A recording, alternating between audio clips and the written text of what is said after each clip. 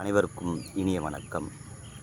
2 நாளைக்கு முன்னாடி திருவண்ணாமலை பக்கத்தில் ஏந்தல்ன்ற ஒரு கிராமத்தில் தன்னுடைய சித்தியோட இரவு வாகனத்தில் பயணம் செய்த ஒரு இளம் பெண்ணை 2 காவலர்கள் பாலியல் பலாத்காரம் செஞ்சுட்டதா நியூஸும், அதைத் தொடர்ந்து அந்த காவலர்கள் பணியிடை நீக்கம் செய்ததாகவும் நியூஸ் வந்துச்சு. எனக்கு ஒரு டவுட்டு, உங்களுக்கு எங்கேருந்து அந்த தைரியம் வருது? பயமாக இல்லையா?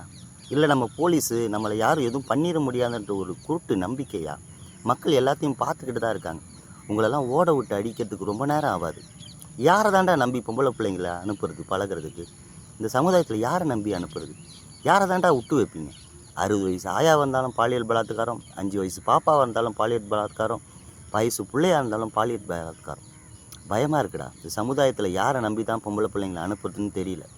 அதனால் பெற்றோர்கள் நம்ம பிள்ளைங்கக்கிட்ட ஆம்பளையாக இருந்தாலும் சரி பொம்பளையாக இருந்தாலும் சரி அடுத்த பாலினத்திட எப்படி பழகணும், அவங்களுக்கு எந்த அளவுக்கு மரியாதை கொடுக்கணுன்றதை சொல்லி வளருங்க. ஏன்னா பாதிப்பு ஏற்பட்டுச்சுன்னா நமக்கு தான், அரசாங்கத்துக்கு இல்லை.